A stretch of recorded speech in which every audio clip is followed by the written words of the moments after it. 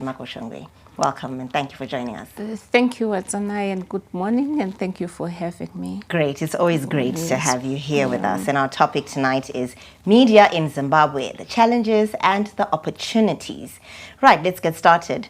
Now, Professor, many media houses, both state and private, are struggling with declining advertising revenues, high operational costs, and competition from digital platforms. So from ZMC's perspective, what is your assessment of the current state of the media industry? And what measures, if any, are being considered to support this sustainability?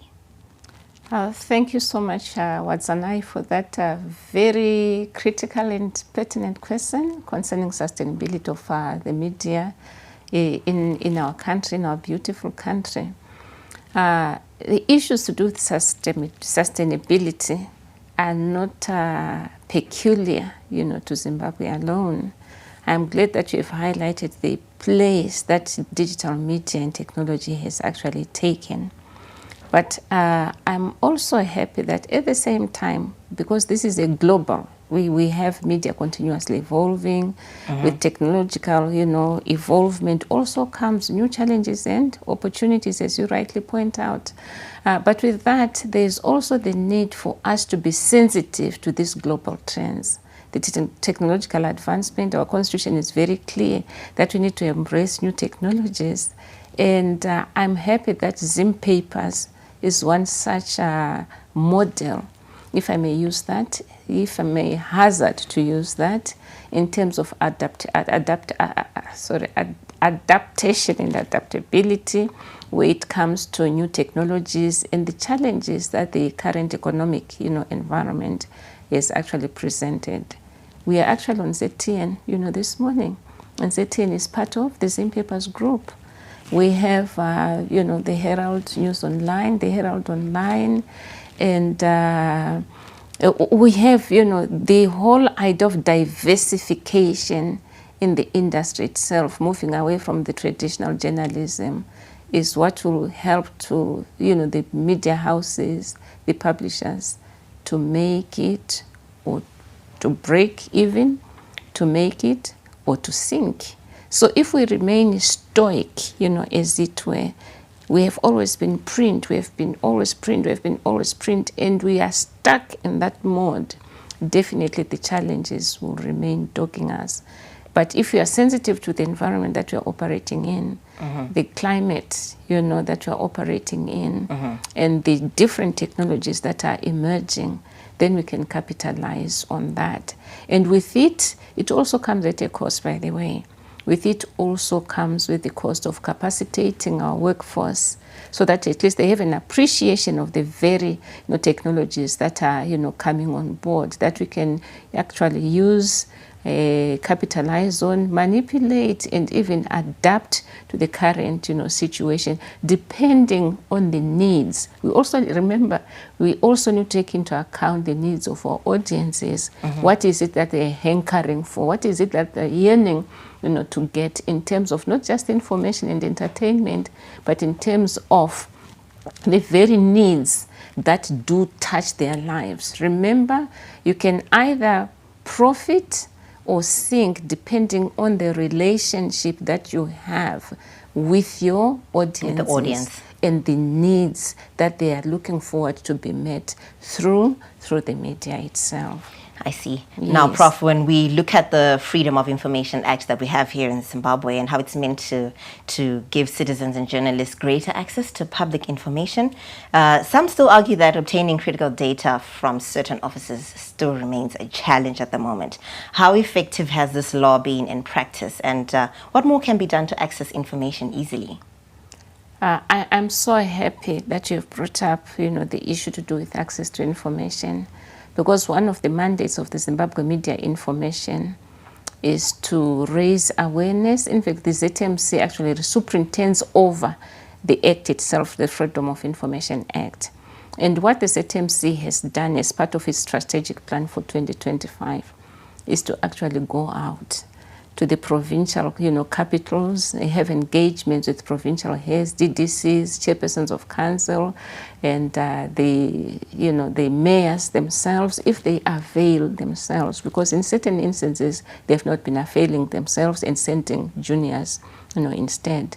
But at the recent outreach that we had in Masvingo, with Honorable, Chadzamira and his team, pleasantly surprised. The permanent secretary was there, the provincial minister of, presidential affairs and, devolution, provincial affairs and devolution was there, and all these provincial heads and all the districts, heads were represented. You have Zaka, you have Chiredzi, you have Mwenezi, you have Gutu, everyone represented. Why is that, important? So that as the heads, they are the custodians of the information that citizens require. And once they are conscientized and they are aware of their responsibility and obligations to entrench citizens' rights when it comes to the citizens making certain choices and decisions, they can only do so if they have the appropriate information that is kept by these, MDAs and, other very critical offices of state. So that way, then, our audiences, the citizens themselves, and even internally, in certain organizations, internally in certain MDAs, the next department would not be aware of what's going on in the next department, so that it becomes very difficult for us to have a smooth flow of programs and the teamwork that we are always talking about. So this whole issue of the Freedom of Information Act and access to information is something that is at the heart of the current administration. I think that's why at the repeal of IPA, that's why we had, the Zimbabwe Media Commission Act and the Freedom of Information Act itself. That shows the commitment that the current administration has towards empowering citizens, because an empowered citizen then becomes very active in terms of participation in whatever programs that affect them directly, their communities, and even their provinces. But it has to start. It starts from, from the individual, rippling going outwards. And people can only do so if they are capacitated, if they have the requisite information, which is why the Zimbabwe Media Commission has been going out in full throttle to have these, engagements with the requisite offices, as well as will descend, to the districts, so that at least the general citizenry themselves are also, taken on board. But be that as it may, you should be aware of the fact that the Zimbabwe Media Commission is not a lone ranger. It works with stakeholders in the media industry itself and other civil society organizations. We are aware that MISA has been going out, to educate citizens about the Freedom of Information Act. So this is not a, can we say, a preserve of just the Zimbabwe Media Commission. What we need to do is then to capacitate those who are holding, the critical offices, so that when they get these information requests from citizens and others, then they will know how to handle, the information requests. I see. And just to take you back, you mentioned the importance of the relationship between journalists and the people who actually consume the information that they give out there, to make sure that you're giving them something that's worth engaging with. And when we look at how journalism is evolving from the traditional way of reporting to digital content creation that has been enabled by technological advancement, how important are capacity building initiatives so that Zimbabwean journalists themselves can keep up with the global standards while also releasing relatable stories? There's no way, thank you so much, Wazana, there's no way by which we can remain static. As technology evolves, media itself as an industry also evolves, and there's need for sensitivity, to that, evolvement, and make adjustments, as it were. And in that regard, the ZMC has been, conducting workshops to capacitate journalists. But it's not something that is an omnibus, because once you get an omnibus kind of approach, then you lose out so much in terms of the content that you generate and the skills that you have to impart, to the journalists themselves. So we are going, can we say sectorial, in the sense that, for instance, if it's a question of, like we did in 2023, elections reporting and peace journalism, then we take that route and make sure that the journalists are themselves capacitated, and the information or the skills that they are going to acquire become easily applicable to the very subject matter that they are supposed to be handling. And the same applies now to, climate change reporting, environmental reporting, and that way we know, or will be able rather, to assist in our, small way, because this is not just purely for the ZMC alone. We are partners with the media houses themselves. We are partners with the publishers, because the field, is so broad, and there are so many journalists who may actually require, the capacitation. Hence this kind of, stakeholder, collaboration, so that where they have resources, they can then collaborate with the Zimbabwe Media Commission. And where we have resources at times, we also collaborate with the line ministry, the Ministry of Information, Publicity and Broadcasting Services. Yes, so the collaborative approach is what will make us, make more meaningful inroads, because we are looking at budget-based, programs, and we depend on treasury. So if we go it solo, then it becomes rather a mammoth kind of, task. And then so many of our journalists may be left behind in the process, which will not work well for the country, as a whole. Yes.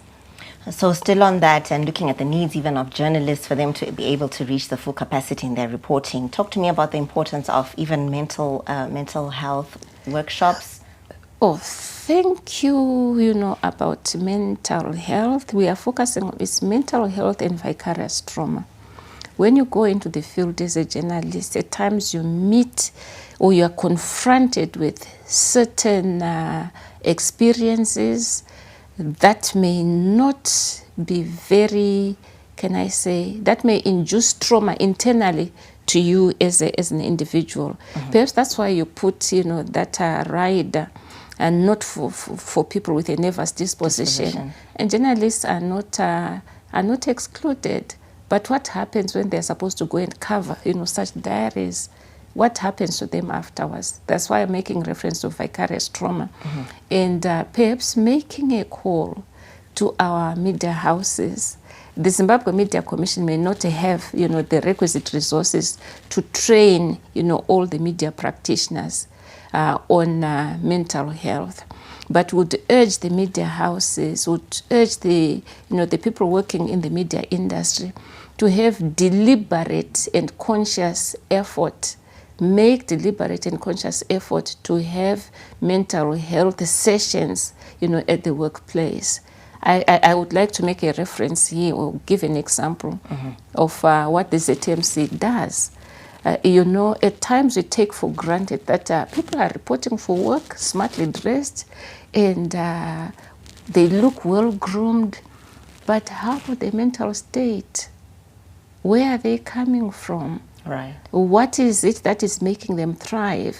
They can put on a beaming smile, but inwardly, they could be hurting and bleeding.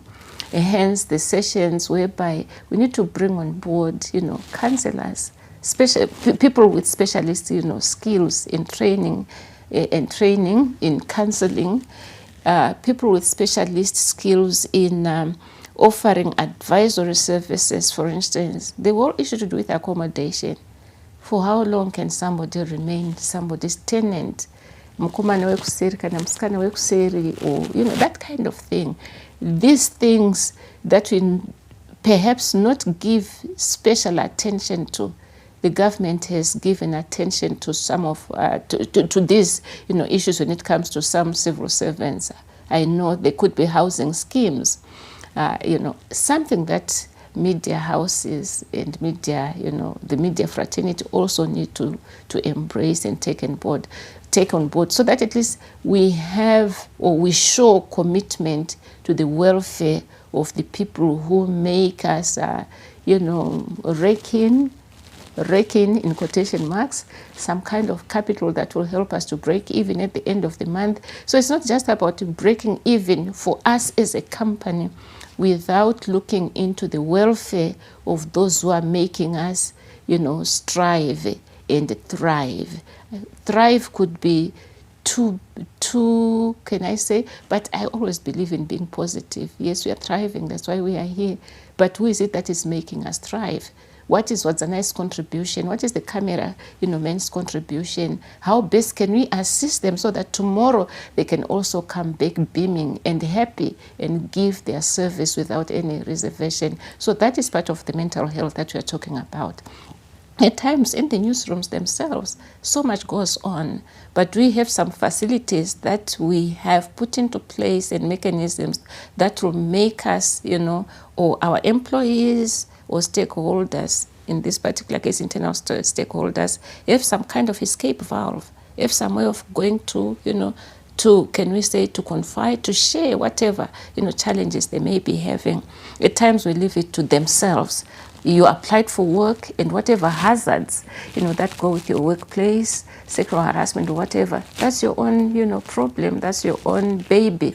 And in that regard, it doesn't show the empathy that we are supposed to be exuding and showing as employers or as those people who are working in close contact with the people who are making our businesses, remain afloat, so to speak. So I'm actually appealing and urging, the publishing houses, the media houses, whosoever is in the media industry, to take the issue of mental health very seriously.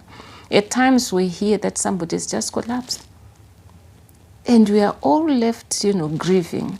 But there's not much that we can gain from grieving over a corpse when we never took out some time to help them when they were still alive.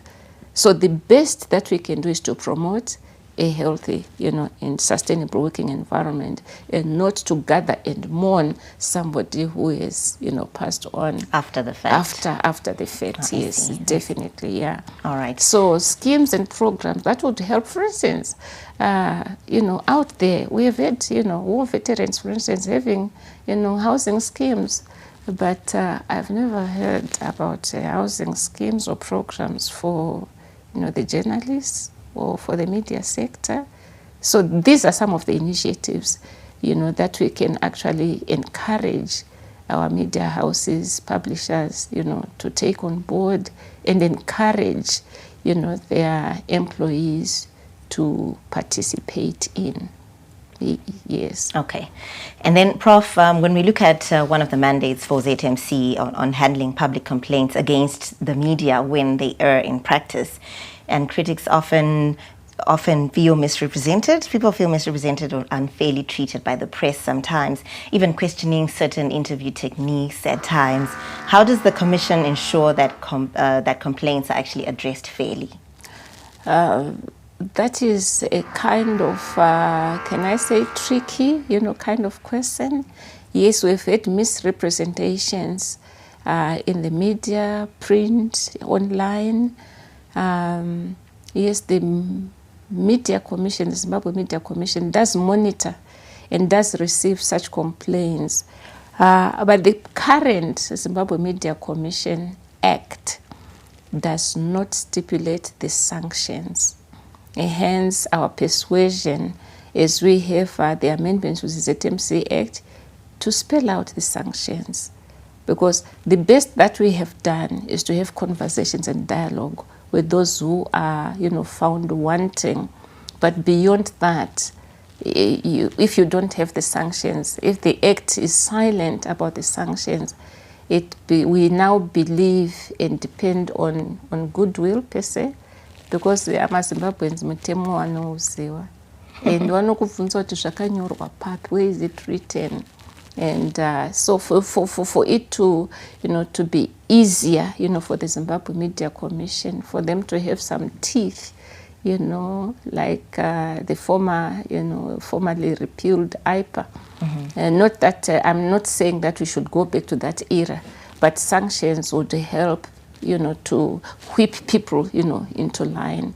As long as I know that nothing is going to happen to me, then I can always come back and say, oh, my apologies, I'm sorry. And then tomorrow repeat the same, kind of conduct or, practice, and it won't take us, in the direction that would want or that would envisage, taking in terms of something, media that is national interest, driven. Yeah. I see. So that is the one major setback. But that doesn't say, that we don't receive, such complaints. The Act doesn't spell out, how to manage, oral complaints. But written complaints have been easy, to deal with because you have a reference point. But if it's oral, it's now hearsay. It's your word against my word, and then you keep on going round in circles. Yes. All right. I think also just moving on from that media literacy point you brought out, could you also just paint a picture of what the current stats of the media houses are like right now? I cannot go into the previous years, but this year we only managed to register 2. Remember, the licenses cover a 5-year period. So, so far we have this year, we are now in September, we have issued only 2 licenses. But where accreditation is concerned, at least there, because of perhaps the benefits that come with accreditation, we seem to have, some kind of inroads in the sense that by 13 September 2025, we had successfully accredited almost 2,922, journalists or media practitioners, local media practitioners. And then out of that, a total of 2,178 are males. That tells a story, isn't it? From 2,922, we have only 744 females. And then that tells a story about how embracing or how sensitive the current media environment is to the needs, of our female practitioners. And I think that explains why we have such a small, proportion, 23% only, the whole country. So we would urge perhaps that sensitivity again. It could be the economic environment, it could be the working, environment, the working space. How friendly is it to the presence and the contribution of the female, practitioners? All right. Yes. So just very quickly before we get to the end of our show, when you look ahead, what kind of press do you hope to see in terms of professionalism, inclusivity, and innovation? We are looking forward to a press that is, one, sensitive to the national interests. When it comes to reporting, like you indicated at the very opening of the show, we are looking at a national interest-driven, media. How can media as the fourth estate contribute towards building, that national interest? NDS 1, NDS 2. What is it that the media can actually do in order to enhance, entrench the understanding of those, government-driven, national, programs, and the mantra that the government is striving, towards, including, every living, that is including everyone in terms of leaving no one behind, isn't it? That's the mantra of the president. How can the media help, the fraternity of the citizenry to participate meaningfully in these programs, in these aspirations, in constructing and building the Zimbabwe that we want, a Zimbabwe that is, can we say, sovereign, a Zimbabwe that is conscious of its needs and the aspirations that its citizens want to be championed and fulfilled. And that is the role and place of the media as the fourth estate. We are not there perhaps as a competitor, at any given time, but we are there as the media to help create a more enabling environment for these programs, to take root and to take shape and develop in a constructive way, in a way that meets the needs of our people and the needs of our citizens. Okay. But on a more, can I say, finer note, the media shapes or breaks, this beautiful country.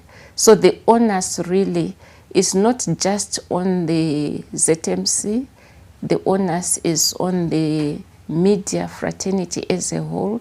Civil society organizations, in the media also have to take, responsibility. Our publishers and so on also need to take responsibility. But as I indicated earlier on, with technological advancement, there are also some challenges that we still need to confront. The challenges that are coming from social media, whereby everyone who has a gadget becomes a publisher, becomes a content creator.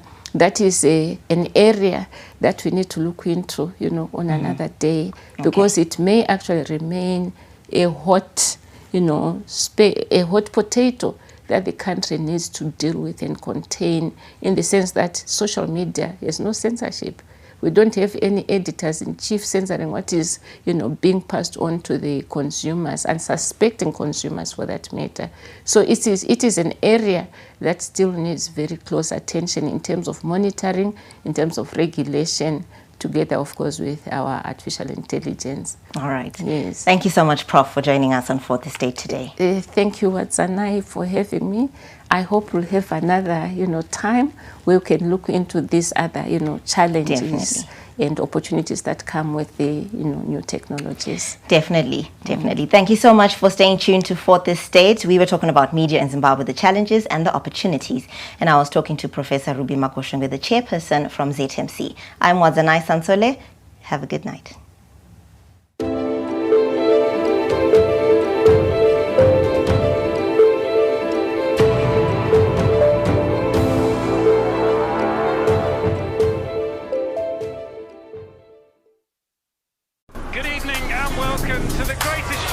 This is a people's game. They will be bubbling about this one for weeks and months to come.